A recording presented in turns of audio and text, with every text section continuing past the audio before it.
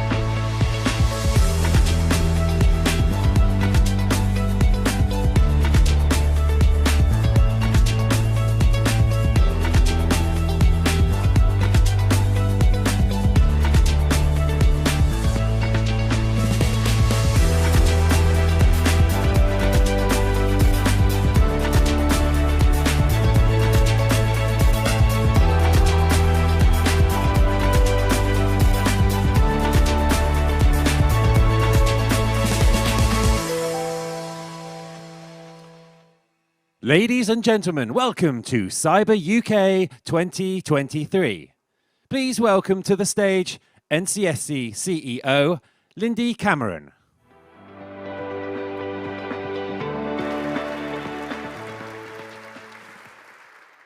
Good morning and welcome to CYBERUK 2023. Thank you for coming together here in Belfast. I'm particularly grateful to all of you delegates and speakers, including our closest international colleagues who've made it here to Belfast. Together, you are the people that make CYBERUK what it is. I'd also like to give a really big thank you to our lead sponsors, AWS and Google Cloud, as well as our other supporters and exhibitors, especially BT, Microsoft, and Cisco, who've laid on excellent networking opportunities this week, which I hope you've all recovered from last night. So for those of you who can't tell from my accent, I am very proud to be a Derry girl and to call Northern Ireland my home and place of birth. So I am genuinely, truly delighted to welcome you to Belfast. I'm not only the CEO of the National Cybersecurity Centre, but I'm also basically Northern Ireland's biggest fan. And I think the NCSC must be pretty much the only part of government to have been consistently led by people from Northern Ireland. So I'm delighted my predecessor, Kieran Martin, is also at the conference this week. Many of you will have seen the events marking the 25th anniversary of the Belfast Good Friday Agreement. It's a truly remarkable milestone. When I was growing up in Northern Ireland in the 70s and 80s, the kind of peace that we've seen over the last 25 years was simply unimaginable. The Belfast Good Friday Agreement has broken down boundaries, brought people together, and opened up opportunities. The prosperous economy you see here today has been built on the foundations of the peace process. And Northern Ireland's thriving cybersecurity industry is just one fantastic example of this. So it's no wonder that Northern Ireland is the prime investment location for US cybersecurity firms. And a crucial part of that success story is the really strong connection between industry and education in Northern Ireland, as well as the world-class research and excellence in vocational training at institutions such as Queen's University Belfast and Ulster University, and I'm really delighted to welcome some of their representatives here today. I'd really encourage all of you to go and meet with them and be enthused by their ambitious approach. They're creating a global cybersecurity ecosystem with Northern Ireland academic institutions at its heart. So back to the last year in cybersecurity. Many of the collective challenges we face in cybersecurity are not focused on how we secure today, but on how we secure tomorrow. So that's why we focus cybersecurity, or Cyber UK in 2023, on securing an open and resilient digital future. But before we think about those future challenges, I want to just offer some reflections on the past year and on what's changed. And in particular, I want to talk about the profound importance of resilience. Russia's horrific and illegal invasion of Ukraine has seen them maintain a high operational tempo in cyber operations, with the GRU taking a leading role. But a significant collaborative effort mounted by Ukraine's cyber defenses, with support from foreign governments and the cybersecurity industry, has been fundamental in reducing the effectiveness of Russian offensive cyber activity. And on a personal note, I'm really proud of the role the NCSC played, in conjunction with FCDO and our allies, in supporting the Ukrainian staunch defense in the face of Russian hostility. And I'm therefore also delighted that Viktor Zhora and his team from Ukraine have joined us here today in Belfast. Welcome to them. If there's to be a single takeaway from the Russia-Ukraine conflict, it's the importance of cyber resilience, of effective cyber resilience, actually, most importantly is all. But I don't think we're yet doing enough to protect our infrastructure from the cyber threats emerging from Russia-aligning groups. And Oliver Dowden, the Chancellor of the Duchy of Lancaster and Secretary of State for the Cabinet Office, will say more about that shortly. But let me set out the NCSC's position. If the UK is to be the safest place to live and work online, then resilience must urgently move to the top of our investment shopping list. It's just not good enough to say that it's too difficult, or worse, that it's not a priority. The UK's CNI, critical national infrastructure, is crucial for maintaining national security and preventing disruption to essential energy, transportation, and communication services. These sectors are responsible for the day-to-day functioning of our economy and society, so we can't simply hope everything is going to be okay. And we must also be resilient to all threats, whether they come from nation states or cyber criminals. Since we met at Newport at last year's Cyber UK, we've continued to respond to complex, nationally significant incidents. And as the National Cyber Strategy makes clear, we've got to do more to make the UK as unattractive a target as possible for cyber criminals. So today, the new Department for Science, Innovation and Technology, or DCIT as we call them, has published the latest cyber breaches survey. It shows that over the last 12 months, nearly a third, 32% of all businesses and nearly a quarter of all charities reported a cyber incident. Those percentages are much higher, almost double for medium and large businesses. And the disruption caused by these attacks isn't just inconvenience, it's also financial. It's estimated that the average cost to businesses of any size was over £1,000. For medium and large businesses, it was nearly £5,000. Many of these incidents are the result of poor cyber hygiene rather than complex or sophisticated attack techniques, which is why we're encouraging all businesses to consider Cyber Essentials certification as part of an annual cyber MOT. We know that organizations that implement Cyber Essentials controls are 80% less likely to make a claim on cyber insurance than organizations that don't have Cyber Essentials. And if you don't know where to start, I am delighted to announce that NCSC is launching a new cyber advisor scheme to help you and millions of small and medium organizations that we know don't have the skills inside their organization to keep themselves secure online and to help them achieve a baseline level of cybersecurity. But as we come together here in Belfast, our focus is fixed firmly on the future.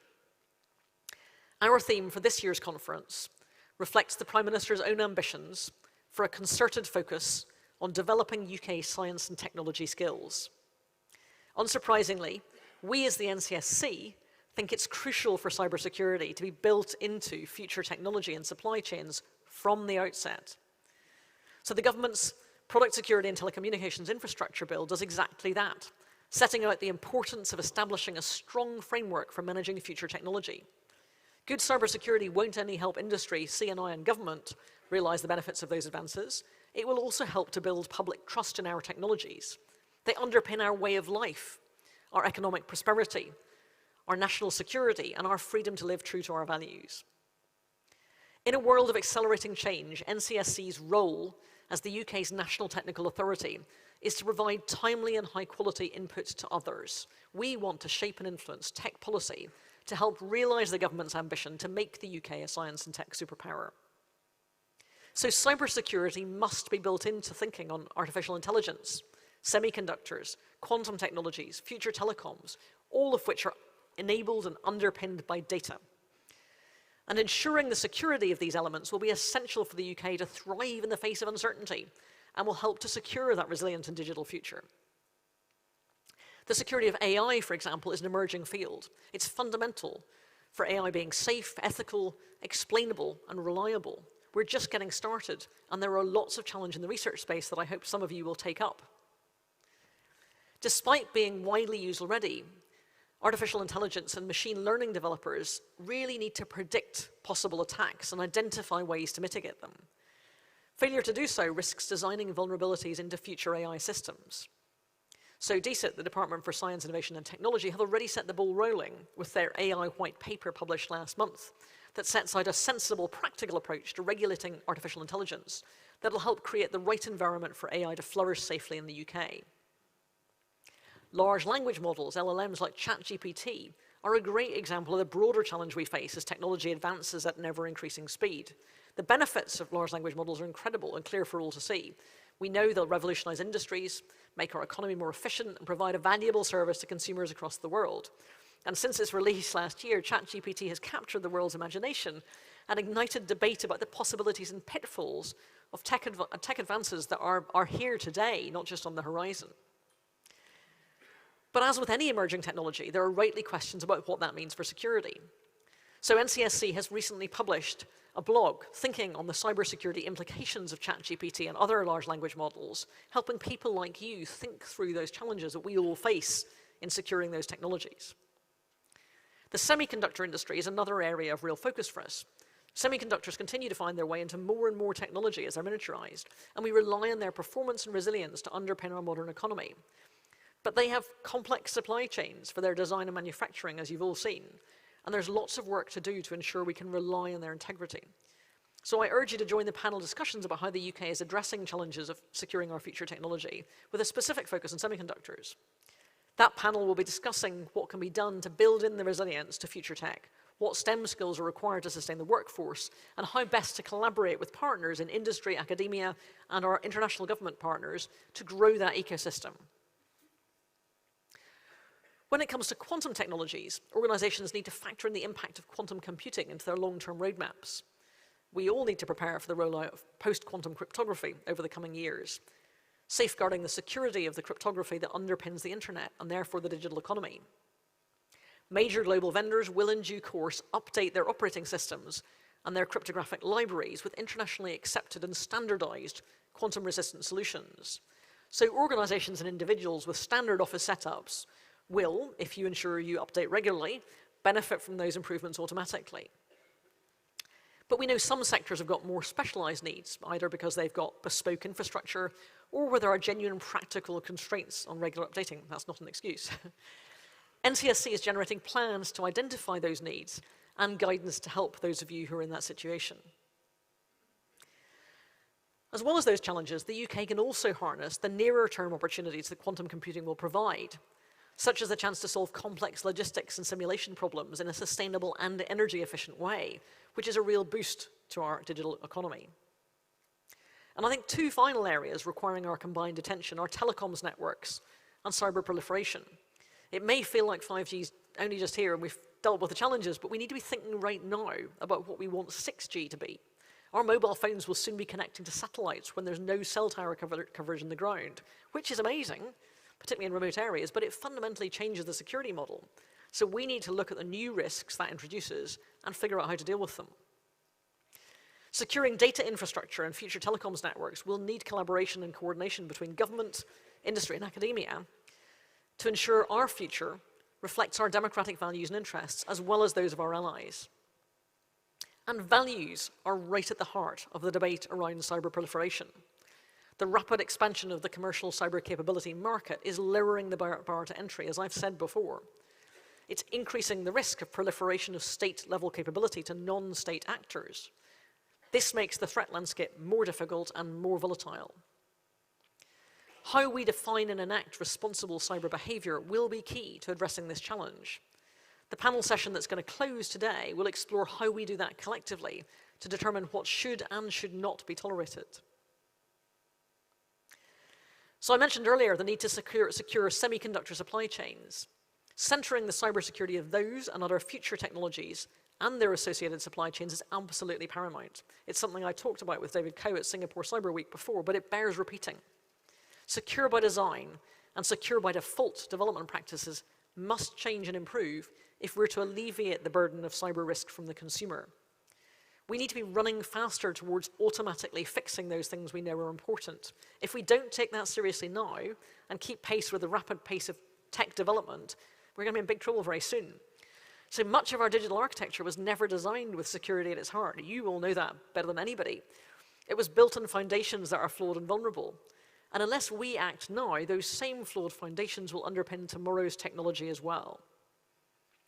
The UK government is partly addressing this through the Digital Security by Design programme, which is pioneering UK academic research into real hardware developers can actually use.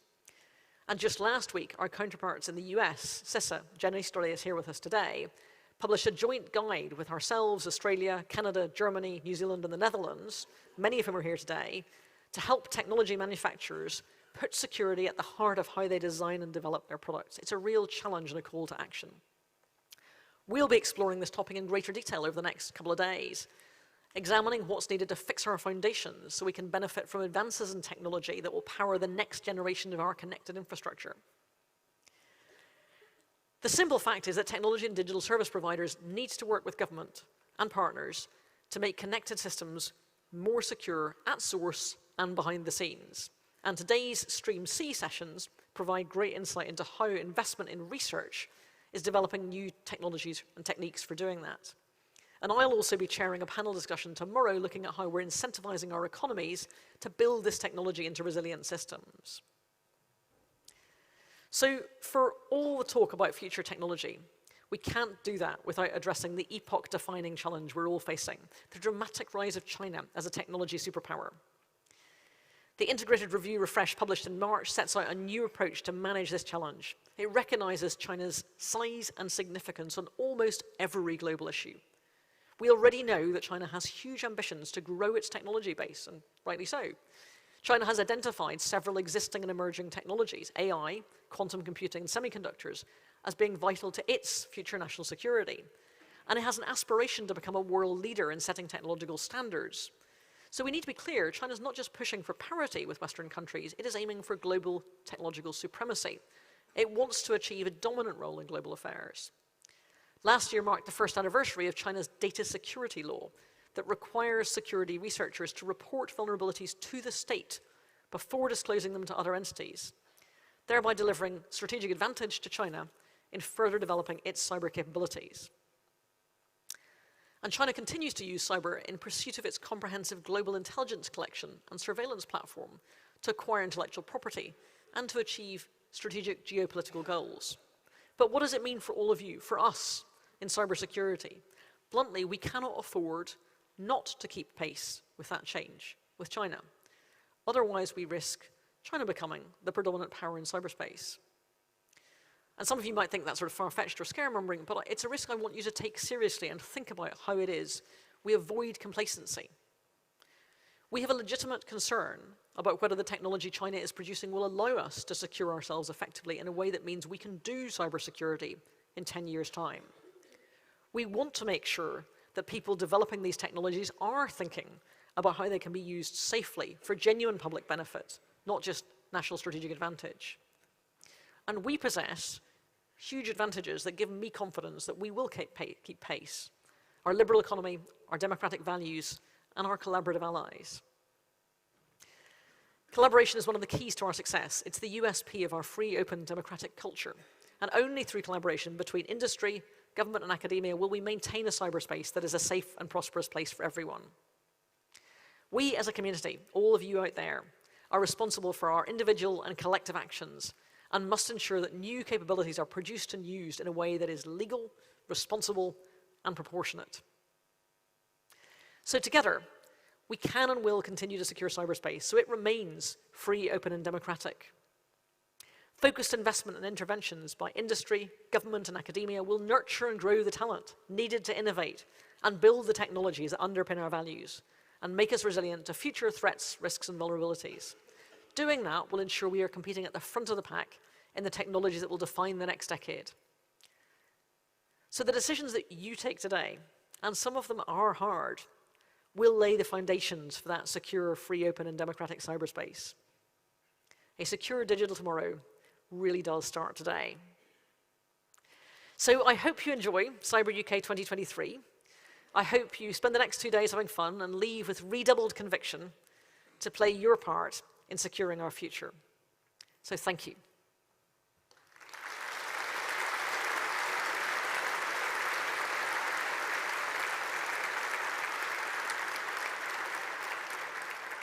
So now to follow me, I'm delighted to welcome to the stage the UK's lead government minister for cybersecurity, the Right Honourable Oliver Dowden MP, Chancellor of the Duchy of Lancaster, and Secretary of State for the Cabinet Office. Cindy, thank you. Nice to see you. Well, thank you, and I'm delighted to be here in Belfast. Last year's Cyber UK was held in Wales, and in the years before that in Scotland and in England. So it's great to complete the full union set with Northern Ireland. And it's yet more proof that we have strong cyber talent in every corner of our country. Now, Belfast is clearly a very popular destination right now. You had President Biden visiting last week, along with the Prime Minister, the Clintons yesterday. The Prime Minister liked it so much, he's back again this week, and me today. Lucky you. But of course, this city was a natural choice to hold a cyber conference.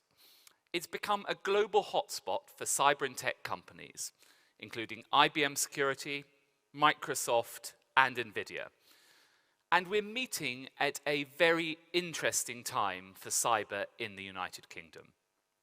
Interesting because we have a Prime Minister and a government that is deeply passionate about science and tech and has put it front and center of our agenda. Interesting because we have a thriving tech sector to match and because government and industry are building a strong partnership through the new National Cyber Advisory Board, which I will be co-chairing again this afternoon with Sharon Barber from Lloyds. But it is also an interesting time because of the world we live in today. The last time Cyber UK was held last May, attendees were gathering in the shadow of Russia's unprovoked invasion of Ukraine. And the brutal reality is that, a year on, we continue to live in a more dangerous, more volatile world. One that has far-reaching consequences for the British people. Now that's partly a consequence of Russia's aggression. It's partly because of the growing economic coercion of other countries. And it's also because of the way that climate change and technology continue to transform and disrupt our world. All of those things are putting our systems under more pressure than ever before. And so in government, we are devoting a lot of time and energy on how we can improve the resilience of the government in the face of those and future challenges. Now, many of you will have seen that a few weeks ago, the government published a refresh of our defence and national security strategy, the Integrated Review, setting out how we intend to fortify our national defences against the challenges both today and tomorrow. And it's something that the Prime Minister has asked me to lead on from the Cabinet Office, particularly when it comes to economic security and bolstering our national resilience. So I wanted to use this opportunity today to take you through how that applies to cybersecurity, where I think we are as a country, and what the government intends to do to make sure we stay ahead of our adversaries every step of the way. It's been a couple of months since the world was gripped by the progress of that Chinese balloon floating across the skies of the United States. Now, as I'm sure you'll recall, that spy balloon dominated the headlines because it was a very visible symbol of America's borders being breached by an uninvited guest. And yet every day, a combination of criminals, spooks, hacktivists, and cyber soldiers silently and invisibly breach our digital defenses, both in the United Kingdom and in the rest of the world. And we saw it earlier this year with Royal Mail when a ransomware attack disrupted overseas deliveries for weeks, and last August when an attack on a third-party supplier caused severe disruption to NHS 111. So what does the overall cyber threat to the UK look like today? Well, according to the latest assessments from the National Cybersecurity Centre, the most acute state threats in cyberspace continue to come from those usual suspects: Russia, China, Iran, and North Korea. The NCSC are also devoting a lot of their energy today to defending democracy, including by tackling threats against both the Conservative Party leadership contest last year and the recent Scottish National Party leadership contest, both of which took place online. And there is another new front opening as we see more and more adversaries able to buy and sell sophisticated cyber tools and spyware like Pegasus. These are the types of tools that we used to only see in a handful of state actors and which can cause serious damage. So it's something we're taking very seriously and to which we are responding with our international partners. Meanwhile, cybercrime is estimated to cost the UK billions of pounds each year. According to new figures published today, 32% of UK businesses and charities suffered a cyber breach or attack in the past year. That is a third of our businesses. And ransomware continues to run rampant. And as President Biden rightly recognized a few weeks ago, thanks to its scale and its impact, ransomware is no longer just a crime, it's a national security threat. And our response needs to reflect the severity of that threat. These are attacks on our citizens, our businesses, and our democracy. They are an attempt to undermine our society, and we are determined to stop them with your help. In the UK, we grasped the need for urgent action early, and we've been doing a lot over the past few years to strengthen our cyber defences. We have published the National Cyber Strategy, and we have a new and effective cyber sanctions regime, which we recently used for the first time against a group of Russian cyber criminals as part of a joint campaign with the United States. And we are working closely with international partners to tackle the proliferation of sophisticated commercial cyber tools. At the same time, the government itself continues to face a range of attacks, including ransomware and espionage, and so we are constantly looking to strengthen our cyber defences. And as part of that, today, I can announce that we are launching GovAssure, a transformational new cyber regime for the whole of government. GovAssure will be rolled out across Whitehall. It will be used to assess every department's cyber health on an annual basis against stringent new measures, so that government can better identify the risks we face and make sure we are protecting systems that help us run public services. So with each day, as the threat evolves, so does our response. But a new adversary has emerged. Over the last 18 months, the National Cybersecurity Centre has seen the rise of several Russian-aligned groups sympathetic to Putin's invasion of Ukraine. Now, these are fringe state threats, the cyber equivalent of the Wagner Group. And initially, those groups focused their attacks on Ukraine and the surrounding region. But recently, they have begun to turn their attention to the United Kingdom and its allies. They are now seeking opportunities to compromise our critical national infrastructure. We have experienced attempted attacks in the past, but these groups operate differently. Instead of seeking to profit or spy on us, their primary motive is to disrupt or destroy our infrastructure. These adversaries are ideologically motivated rather than financially motivated. Secondly, though these perpetrators are aligned to national actors, crucially, they're often not controlled by those foreign states. That makes them more opportunistic and less likely to show restraint. Together, those factors make the current situation particularly concerning. And so today, I can confirm that the National Cybersecurity Centre is issuing an official alert to operators of our critical national infrastructure to highlight the risk they currently face. That alert is now live on the NCSC's website, along with a number of recommended actions that operators should follow right now to increase their resilience and help defend our infrastructure against these attacks. Disclosing this threat is not something we do lightly. This is an unprecedented warning for business. We have never publicly highlighted the threat from these kinds of groups attempting such attacks before.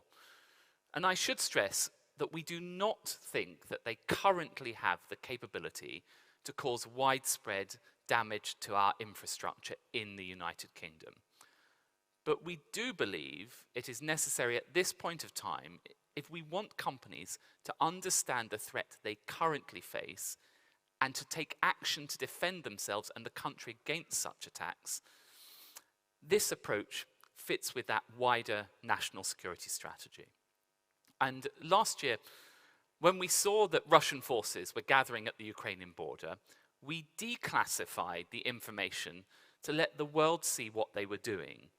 Today, with cyber threats, you will increasingly see us say what we are seeing. We won't allow these groups to stay in the shadows. We're shining a light on these threats because we need to work together to strengthen our defenses. That means that businesses need to see the threats clearly too. And over the last few years, we've done lots of things to make it easier for businesses to secure themselves, including issuing world-leading guidance, offering threats assessments underpinned by intelligence, and providing key early warning services like the early warning system. But given the constantly evolving cyber threat, I believe this is the right moment to look at our cyber defenses more widely, particularly when it comes to those of our businesses. The reality is that we in government can only do so much. Businesses large and small sit on the front line of our cyber defenses. They face attacks on a daily basis, and any gap in that front line leaves us all vulnerable. And when we published the National Cyber Strategy just over a year ago, we said we would review the government's ability to hold operators of critical national infrastructure to account. I've concluded now that we do need to go further. So today I can confirm that I will be setting specific and ambitious cyber resilience targets for all critical national infrastructure sectors to meet by 2025, and that I'm actively examining plans to bring all private sector businesses working in critical national infrastructure within the scope of cyber resilience regulations. These are the companies in charge of keeping our country running, of keeping the lights on. Our shared prosperity depends on them taking their own security seriously, and that extends to their cyber security. A bricks and mortar business wouldn't survive if it left the back door open to criminals every night. Equally, in today's digital world, businesses can't afford to recklessly ignore cyber risks either, to leave their digital back door open to cyber crooks and hackers. And while we're doing this to combat certain risks, there is also a real opportunity for our businesses. We have a huge amount to gain by making the United Kingdom the safest country in the world to do business. Because the fact is that in today's modern world, prosperity and economic security go hand in hand. You cannot have the former without the latter. Investors want to put their money in a safe country, in businesses that take security seriously. So the safer we make our defences, the safer we make our country, and the more attractive we become as a destination for entrepreneurs and investors all over the world. And the fact that the UK has taken, in the last few years, cybersecurity so seriously already makes us one of the best places in the world to invest. So this is my call to arms for businesses. Look again at your security, strengthen it wherever you can. The stronger your business, the stronger our economy, and the more prosperous we become together. And in turn, we in government will continue to do as much as we can to support the cyber industry and businesses more widely. And so finally, I just want to outline how we are fulfilling our part of this partnership. Cyber is an industry that continues to grow in every sense. New figures show that it is worth more, it has more companies, and it employs more people than this time last year. In 2022, revenues hit over £10.5 billion. The sector attracted £300 million of investment, and it added an additional 5,300 jobs in that time. At a time of global market uncertainty, the industry really is looking very strong. And through our Cyber Runway program, we've helped over 160 cybersecurity companies and startups grow and develop their businesses. And there is even more room for growth, given that we currently face a shortfall of around 14,000 cybersecurity professionals each year in the United Kingdom. The jobs are there, we just need to give people the skills to fill them, which is what we're trying to do in government through things like Cyber First and Cyber Explorers. And indeed, I saw this with my own eyes a few weeks ago when I spent time with students at the University of South Wales's Cyber Academy. I watched them at their computers, going through the cyber equivalent of football drills, practicing attack and defense. And through academies like that, we are building the UK's cyber talent pool for the future. And on Monday, you may have heard the Prime Minister launched a major drive to improve maths skills across the country. And as he said in that speech, numeracy is the foundation of the modern economy. Today, it's just as essential as being able to read, and it is particularly vital if we want people to be able to take up jobs in cyber tech and beyond. We also recognise that as a major employer of cyber security professionals across the UK, the government needs to do more to attract the very best talent. Now, like many of you, I noted the recent debate around the salary offered for a cyber role in government. Of course, people who work for government will always be motivated by public service. But a cyber specialist knows they can earn 5 to 7 times, if not more, for the same role in the private sector. And the government needs to break through its own glass ceiling. So I am also examining what more we can do to improve salaries and other parts of that offer so that we really can continue to attract the very best cyber experts into the civil service. These are the people protecting the systems and public services that millions of people across the country rely on every day. So we should want the very best people in charge of them. We must be competitive to stay ahead. So we are keen to do our bit, and for the private sector in turn to do its bit. To defend as one, so that we can prosper as one. And as I have set out, the government is clear-eyed about the challenges that we face. We need businesses to be clear in their determination to meet those challenges with us. It's not going to be easy, and these threats won't disappear overnight.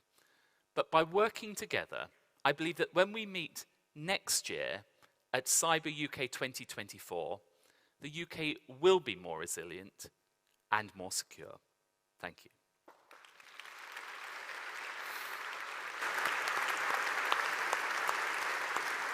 Thank you very much indeed, Secretary of State. I really appreciate it. Thank you. Thank you so much, Secretary of State, for your insights and particularly for your views on securing the UK's critical national infrastructure. It's great to hear such strong commitments to increasing the UK's resilience to cyber threats coming from the very top of government. And I'm also delighted to hear the focus that you and the Prime Minister place on science and technology. At NCSC, as you can imagine, we're really firm supporters of those priorities. So now it's time for our next speaker. Google are the main sponsor of today's sessions, and I'm delighted to welcome to the stage Nick Godfrey, Senior Director from the Office of the CISO at Google Cloud. Nick Godfrey. Thank you, Lindy.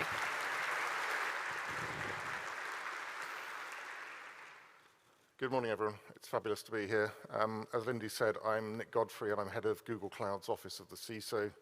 I'm delighted to be here this morning, as are the entire Google team, to help kick off Cyber UK 2023. It's the first time Google's been awarded this very privileged position, and as lead sponsor, and you know, for that we're very humbled by that opportunity. So thank you to Lindy and the NCSC team for inviting us to join you all here, and we look forward to the next 2 days. It's particularly significant for Google to be here and to offer our partnership to you because of the context that we are all operating in today. The war in Ukraine has highlighted the critical role cybersecurity plays in warfare. Google recently published our Fog of War report, where we shared that Russian-backed attacks targeting users in Ukraine increased 250% last year, whilst those targeting NATO countries increased by 300%. In May 2022, we were proud to be the first company to receive the Peace Award from the President Zelensky for helping in providing trustworthy information and fighting against cyber attacks. We are deeply committed to supporting Ukraine as the war ensues, and will continue to do so for as long as we are needed. Looking across the threat landscape, we see wider trends of financially and politically motivated attacks targeting everything from healthcare to elections to critical national infrastructure. Released yesterday, Mandiant's M-Trends report showed that whilst industry is getting stronger at cybersecurity, we are combating ever-evolving and increasingly sophisticated adversaries. The report highlights an increasing number of new malware families, as well as rising cyber espionage from nation-state-backed actors, which underlines the critical need for increased focus in these areas.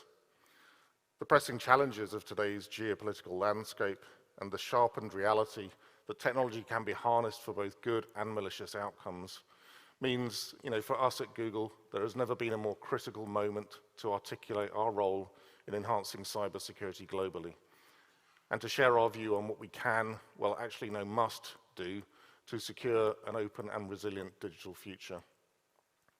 This year's theme couldn't be more fitting. We have a lot to contribute. Openness is a core pillar of our digital and coding values, and resilience is our secure by design ideology. But it's that notion of a digital future that's so central to why we're honored to be here. That digital future is what we envision, pursue, and deliver as a core mission every day. In 2004, we made public our commitment to significantly improving the lives of as many people as possible through our technologies. Even then, we understood that by making that commitment, that we had an intrinsic responsibility to protect users. Now, more than ever, that is essential. And today, Google protects more people online than any other company in the world. This includes protecting business users, protecting government data, protecting critical national infrastructure, and proving that we are a trusted partner. We are committed to sharing our global scale expertise and advanced cloud security capability to support governments and businesses as they adapt to a digital future, ensuring that your data isn't compromised or capitalized on, just protected through industry-leading security, responsible data practices, and easy-to-use privacy controls. We understand how important it is to secure what matters most, and we believe that cloud is ultimately the most secure option. On this, we are not alone. The valuable role cloud technologies play in digital modernization and resilience through shared fate models, secure by design, and more is becoming increasingly recognized. Painful recent experiences like 2021's SolarWinds breach taught us that legacy technology creates easily exploitable system-wide vulnerabilities. We can also look to the example set by the Ukrainian government, which worked with Google Cloud and others to shift to cloud-based security and infrastructure when security mattered most. Google has been a leader in security for some time. We are the pioneers of zero trust. We average 200,000 hours of incident response engagements per year, and our cloud offering is, as Forrester put it, secure by default. Just like open source and our culture of innovation, security is baked into our DNA. What's more, now that Mandiant is part of Google Cloud, we will bring new dimensions to our operational cybersecurity partnerships with governments through advanced threat intelligence. So it's our view that as technologies evolve, as alliances become more sophisticated and our enemies increasingly unpredictable, cybersecurity is paramount. And we believe that there are three things that will help us deliver an open and resilient digital future. First, we must be bold. We must continue to advance how technology can improve our lives, connecting people and governments, driving innovation, and powering prosperity. In the face of growing threats, we believe that accelerating digital transformation and supporting organizations in their policy, procurement, and their people to migrate from legacy technologies to secure cloud is a vital component to an open and resilient future. The US National Cybersecurity Strategy acknowledges the benefits that cloud provides to security and resilience and encourages federal entities to accelerate migration to cloud-based services. And we must push the boundaries of what technology can offer us further. Earlier this year, Google Cloud announced our next generation of AI capabilities. And we are proud to share how this set of transformational innovations can further efforts to promote digital security. AI will help us detect, analyze, and block anomalous behavior and combat phishing and malware efficiently, effectively, and at scale in real time. We're already seeing this today. For example, Gmail's AI-powered spam filtering capabilities block nearly 10 million spam emails every minute. This keeps 99.9% of phishing attempts and malware from reaching your inbox. We'll soon have automated cyber defenses at an even broader scale, with advanced intelligence stopping attacks before they reach users. And AI is just the latest frontier in the ongoing race between cyber attackers and cyber defenders. It's our job to stay ahead and to do so responsibly. Which brings me to our second crucial action. We must ensure that we are responsible as we work tirelessly to secure and protect our most valuable assets. Not least because the promise of digital transformation is being challenged by cybersecurity risks. We want to ensure that our customers are able to achieve their full digital potential, but more importantly, we want to provide reassurance that the latest technologies can be developed and deployed without the risk of unethical application, either deliberately or inadvertently, as organizations seek to harness new technologies. As we develop AI to enable cybersecurity at scale, we invite government, industry, academia, and the security community to align on common approaches and ensure these technologies are used responsibly. As recently as last month, we welcomed the proposals in the UK government white paper for responsible AI, launched with DeepMind, to focus on security as a primary consideration. There are also more essential elements to ensure that we are responsible and we deliver a secure digital future with stability and steadfastness. Secure by default products will help us rise above today's endless cycle of hacks and patches.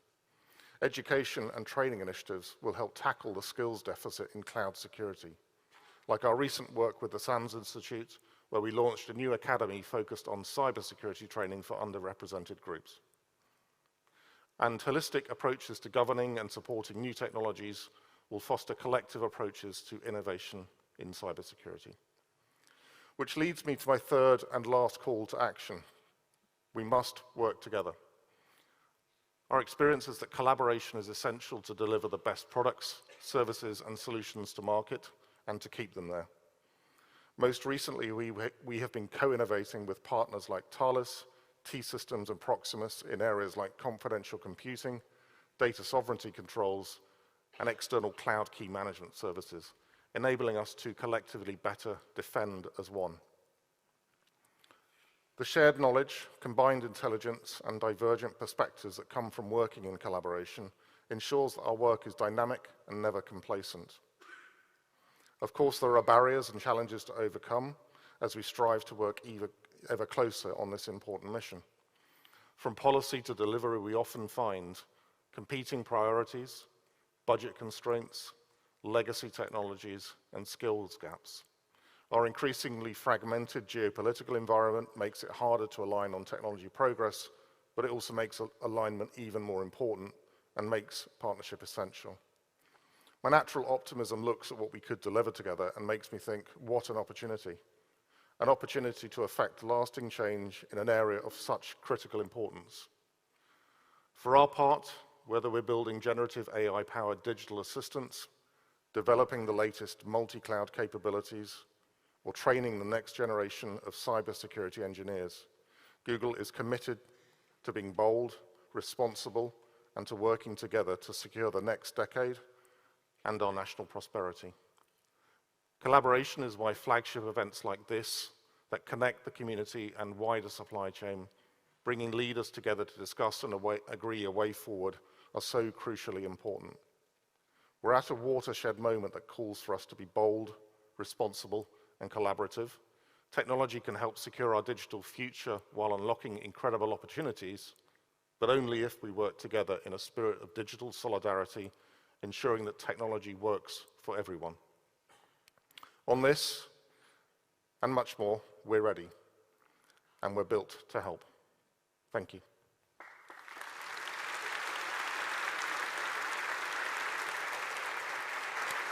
Brilliant, thank you. Thank you very much indeed, Nick, and really great for that. I realised I should have talked about Bard as well as about ChatGPT whenever I was talking earlier. Yes. Thank you very much indeed. Thank you. Brilliant. So now it's time for the first panel discussion of our conference. But before we start the panel discussion, I wanted to welcome to the stage one of our fantastic guests from overseas, Kemba Walden, the Acting National Cyber Director at the White House, who's going to give her first international keynote address here in Belfast. Kemba, please come up to the stage. Thank you. Thank you. Fantastic to have you. Brilliant. Excellent.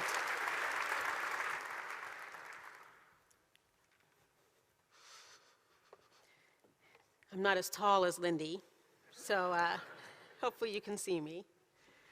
Good morning. I want to start by thanking the National Cybersecurity Center, organizers of CyberUK, for the opportunity to speak to this group today. I would be remiss if I didn't take a quick moment to acknowledge the face of cyber right now. I'm honored to be here with Lindy Cameron, CEO of NCSC. I also want to recognize Britain's new and first female director of GCHQ, Anne Keast Butler. And I want to note some of my American colleagues, Ann Neuberger of the National Security Council, Jen Easterly, who leads the Cybersecurity and Infrastructure Security Agency, and Avril Haines, the Director of National Intelligence. This is what cyber and intelligence looks like in 2023, and it is just outstanding. Yes.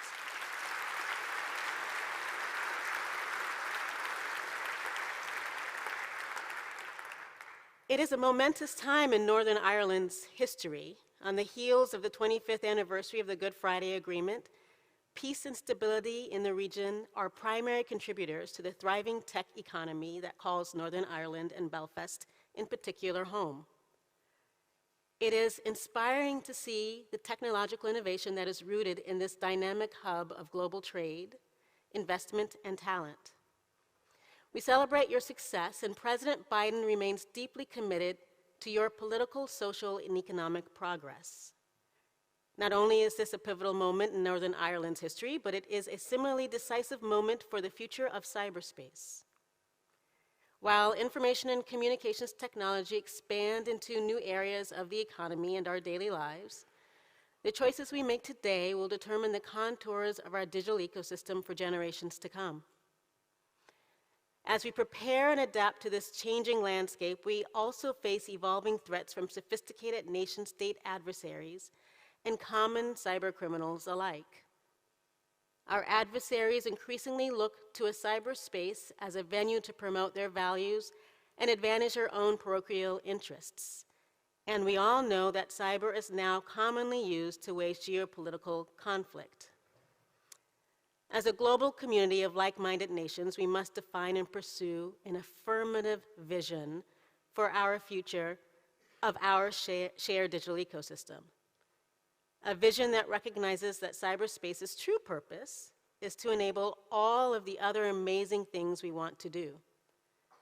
Securing ourselves against threats is not the only thing that matters when it comes to cyberspace. It's not even the main thing.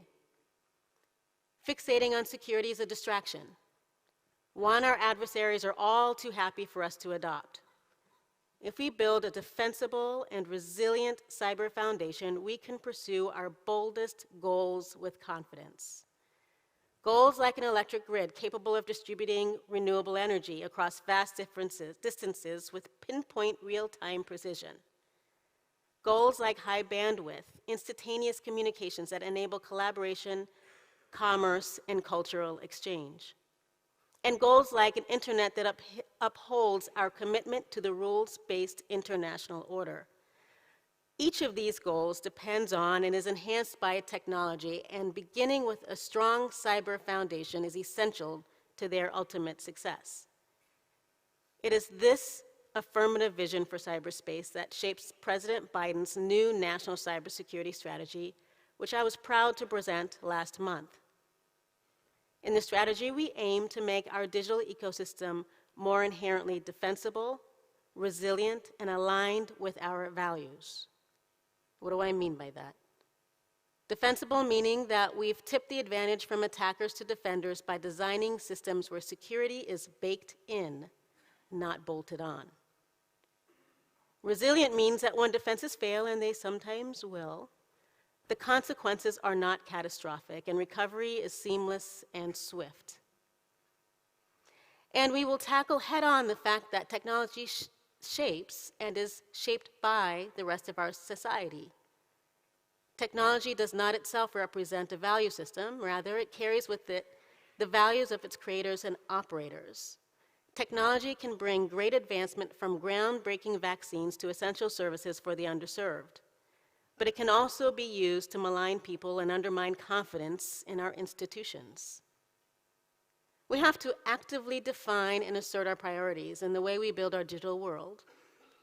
But to achieve these objectives, we have to make some fundamental shifts in the way our digital ecosystem works, shifts that to date the United States government has not required. First, we need to rebalance responsibility for managing cyber risk, rethinking whom we ask to keep us all secure. Today, across the public and private sectors, we tend to devolve responsibility for cyber risk downwards. We ask individuals, small businesses, and local governments to shoulder a significant burden for defending us all. This isn't just unfair, it's ineffective. The biggest, most capable, and best positioned actors in our digital ecosystem can and should do more. Government must do a better job of leading by example, defending our own systems, and sharing relevant and timely information with the private sector. And we expect that same leadership from industry, like cloud service providers and the developers of software and the manufacturers of hardware, too. We need to step up and work together, shoulder to shoulder. However, simply shifting the burden for security won't solve all of our problems if we don't start thinking about long-term solutions. We all face very real near-term risks, legal requirements, and commercial incentives. But it's not enough just to manage the threats of today. We need to make tomorrow more inherently defensible and resilient so that those threats are made increasingly irrelevant. And to do that, we need to make it so that when public and private sector entities face trade-offs between easy but temporary fixes and harder solutions that will stand the test of time, they have the incentives they need to consistently choose the latter. Putting into practice this affirmative vision for the future of our digital ecosystem will depend upon our ability to work together, and that includes working with our international partners. Everything we do in cyberspace is made more effective when we do it with our partners abroad. We are committed to deepening these partnerships in order to disrupt ransomware actors and other cyber criminals, to build the capacity of partner nations to resist aggressors in cyberspace and beyond, and to reaffirm and reinforce our shared commitments to norms of responsible state behavior in cyberspace. Through this collaboration, we will actively and affirmatively shape the digital ecosystem to further our aspirations, reinforce our values, and defend our interests. And what I find most encouraging about this affirmative vision is how many other countries see things the same way. I think in terms of music. And in my view, the President's strategic approach is just one voice in a rising global chorus about what right looks like in cyberspace. We all agree that our shared digital ecosystem should be made more secure in order to further our prosperity and our values. Now, we have an opportunity to further deepen our collaboration and partnership to make this vision a reality. I hope you will all lean in with me. There's so much we can accomplish together. So thank you to the organizers of CyberUK for creating such an excellent forum to have these discussions. And thank you again for the opportunity to speak before this audience.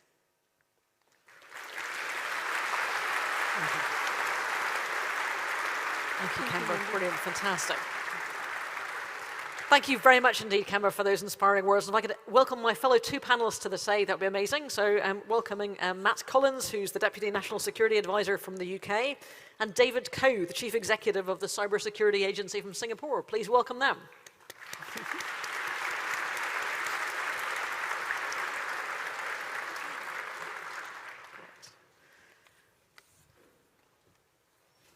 Fantastic.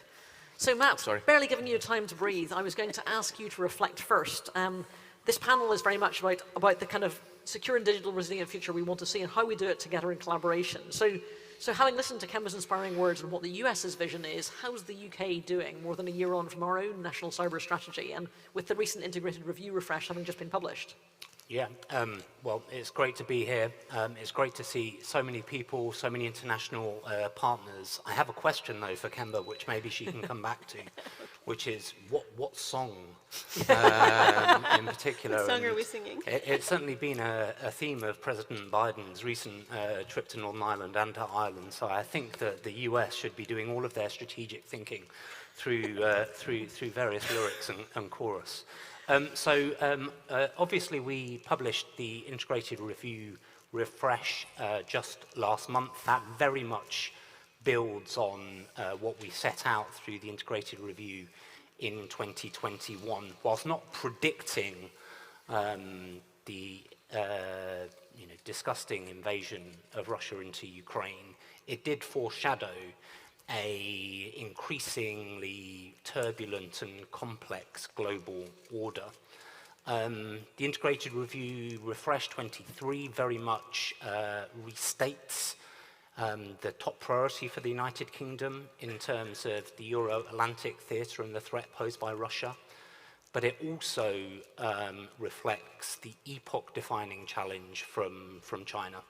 And it sets out a whole set of activity working with like-minded partners to try to counter and address those threats. For cyber, it very much continues the vision and goal set out in our cyber strategy the previous year, what it means to be a responsible cyber power, making sure that we're espousing democratic values, very much picking up on Kemba's theme in her speech. It also reflects some of the points around economic security and understanding our supply chains, which I think is particularly important as we get into thinking about future and emerging tech. It also recognizes that we can't necessarily think about threats in traditional silos. So it's been convenient for us to box things off as a state threat or an organized crime threat or a terrorist threat. Those things interconnect more and more, and when we think about cyber, that is even more true. Now, people will have heard from your speech, from CDL's speech, the range of things that we have done in terms of international partnerships, in cyber sanctions, in the support to Ukraine that we've done internationally. The other thing that I just wanted to point to was the document that we published about 2 weeks ago now, setting out for the first time what we think it means to conduct responsible cyber operations. So if you haven't seen that, I would heartily recommend it. CDL has talked about what we've been doing to try to improve and strengthen our resilience. There is definitely more to do there.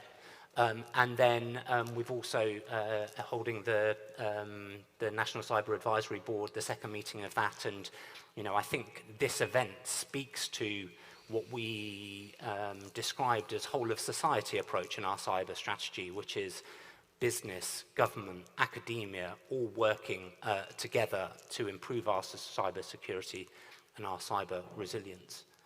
However, there is just so much more to do, and I'm really looking forward to the next 2 days worth of conversations so that we can get into exactly how we make, we are facing similar challenges or the same challenges, and so the way that we build that partnership to really get ahead of or address the things that we're facing today. One of the things that I'm keen that we explore is the skills shortage and how we have a systematic change in our thinking. We've got fantastic initiatives, but it's not enough. And so really focusing on what we need to do in terms of computer science, in terms of technical skills, is something that I'm really keen that we get into over the course of the next couple of days. Brilliant, thanks, Matt. I was having that sort of slight moment of guilt whenever Kemba said government needs to do more, as I thought, are we? And actually, reflecting on some of the things CDL said, I think actually we really are trying as a government to make sure we do more. I mean, GovAssure is a fantastic example, for example, of, I think, government trying to step up to be that exemplar you talked about. But it's been quite a tough year. I mean, just, question to all the panel, perhaps to Kemba first. Reflecting on Russia-Ukraine, more than a year into the conflict now, I often get asked, I'm sure you will do too, sort of, what is it we've learned from that? What are our takeaways? Yeah, thanks. Thank you, Lindy. First of all, thank you for having me here. It's great to have you here. It's fantastic having this conversation with my colleagues here, David and Matt. I've been thinking a lot about Ukraine. A few people know that, most people know that Russia invaded Ukraine on February 24th. What few people know is that I was asked to be second in command in the National Cyber Director's Office on February 25th. Right, so it's a meaningful date for you. It's a meaningful date for me, one that I won't forget. So I've been thinking about this quite a bit. So I have four takeaways, I think, over the course of the last year. The first is that people really do matter in this ecosystem. If you adopt the framework of technology, people, governance, the Ukraine situation really highlights for me the importance of people in governance. The people of Ukraine really understand their systems. They're able to operate in them. They're able to defend them. And they know what their roles and responsibilities are. I think somebody explained to me once that Ukraine, they try to provide digital services one a month for their citizens throughout the entire conflict. Oh. That's outstanding. Yep. So that's the first. People really do matter. The second, the second is that cyber offense is really difficult. Yes, indeed. It really is. I mean, I think we over-indexed on what Russia's been doing in terms of attacks over the course of the last decade. and how they might use that in cyber war. But it's difficult. You can't separate cyber offense from kinetic warfare. Yep. You really can't. So that's the second lesson I've learned. The third is that narratives matter. If you recall, President Zelensky really got in front of the narrative and explained Ukraine's position, explained accurately Russia's intentions, and he might have had a little help from some intelligence agencies, but the narrative does matter. He really won the hearts and minds before Russia really did start to invade. So that's the third piece. The fourth is that it is imperative that we have defensible and resilient global supply chains, right? That our working with our allies and partners is our comparative advantage, but we should also consider working with those that are our competitors in areas of mutual interest. That we need to work on capacity building, skills training at the regional level, maybe work with regional organizations that are not cyber focused, for example. But in overall, a global and resilient supply chain is imperative. Absolutely. So David, then over to you, basically. How did this look? How did the Russia-Ukraine conflict look from the Indo-Pacific? I mean, how much has it changed the frame of reference there? Thanks very much, Lindy. First of all, thank you for having me. It's a great privilege and honor to be here. First time in Belfast. Do come back. I must say I was a bit struck by Kemba's comment about this is the face of cyber today. And I'm glad that Matt is here, otherwise I'd be really... You're going to have to get used to it. The only one here from a gender... Glad you have us here as part of the gender balance. Yeah. We're making sure.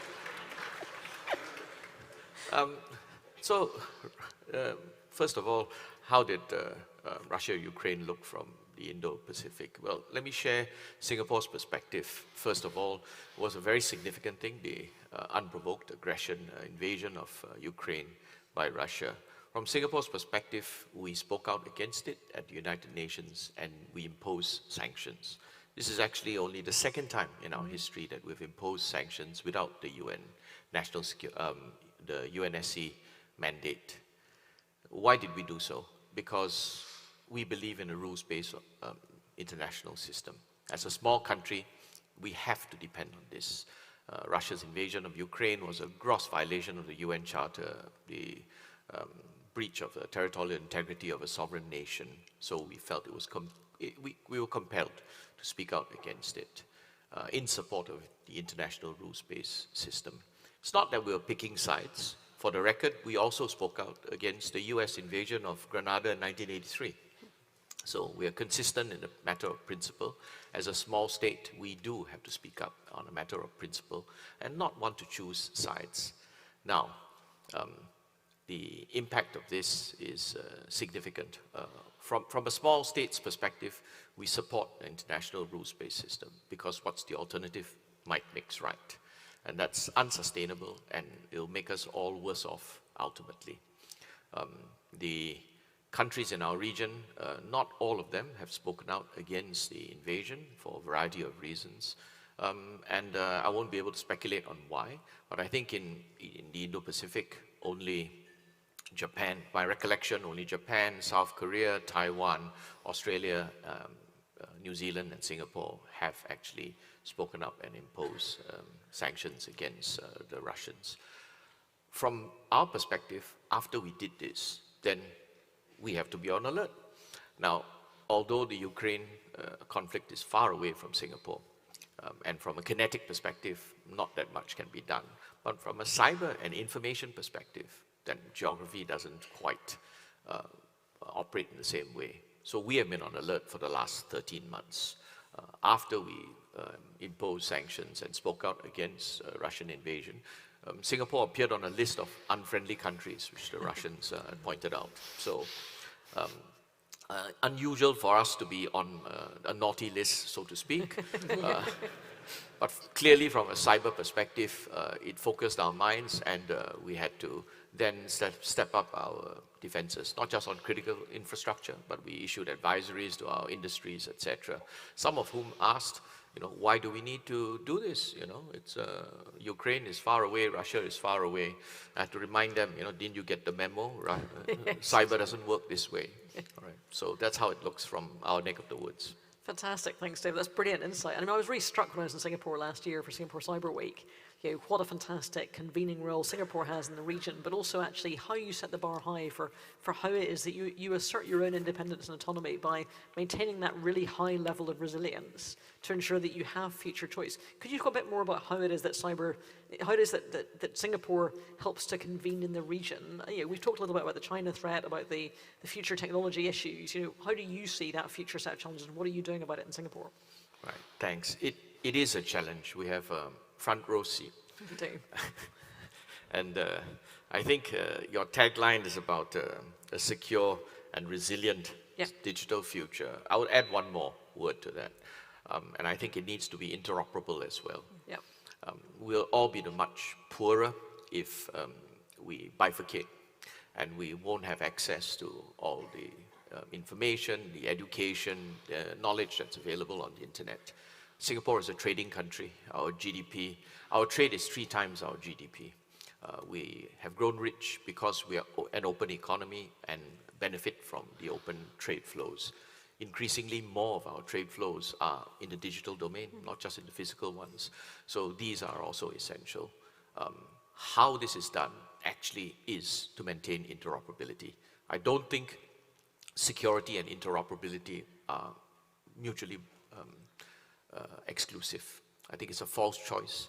Some systems are not meant to be interoperable. National security systems are not meant to be interoperable, so they need to be secure. Other systems, for reasons of trade, economic benefit, safety, have to be interoperable. I want my plane to fly safely. When it takes off from Singapore, I want it to land safely in Beijing or in New York, wherever, or in London. And it requires us to be interoperable.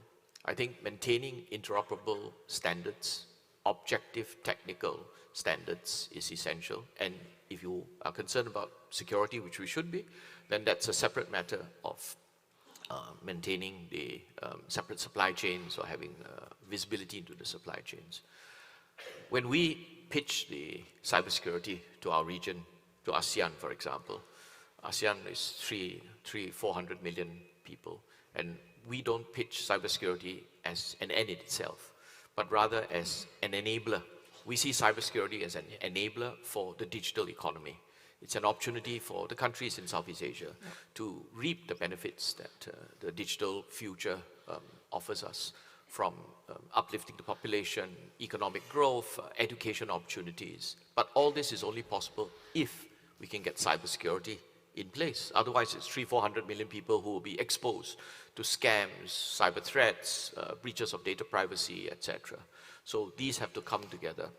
And when we pitch it in that manner, then it resonates with the people. So there are huge economic opportunities, educational opportunities, social opportunities through the digital revolution, but only if we see cybersecurity as an enabler. I don't see cybersecurity as a drag. I see it as an enabler for us to seize the opportunities. Cybersecurity is a bit like the brakes on a car. If you want to go fast, you need good brakes. If you want to seize the digital future, you need good cybersecurity. That's absolutely a fantastic analogy. I think that's great and really inspiring. So, conscious that we're standing between you and coffee, and I have personally made sure there was more coffee in the exhibition hall basically in the last year. I thought we didn't quite have enough last year. I'm going to do a quick fire round of questions before we go to the panel, basically. So technology that you're most worried about and most excited by in the course of the next year. Kemba, how about you first? Okay, so I'm going to give a bifurcated answer. The thing I'm most worried about is not the technology, it's digital skills. Matt brought it up earlier. I want to make sure that everybody has digital skills necessary to protect themselves. Everybody, not just those of us in this hall. I'm talking those that don't have access to broadband yet, right? All of us. The technology that I'm most interested in is AI. If you break it down in its equal parts, data security, compute, and the algorithms. You touched a bit about data security and what we can do there. We touched a bit about compute, semiconductor, supply chain security, critical infrastructure security, and then the algorithm, again, is a people thing, digital skills and workforce. Brilliant, short answer. Matt, what about you? Quantum. Yeah. Your list in your speech was fantastic and Seamless joined-up did government. it all. But quantum is the one that both excites and scares me. Fantastic. But the thing that I'm really keen when we're thinking about kind of those technologies is breaking down this kind of either-or debate. Yeah.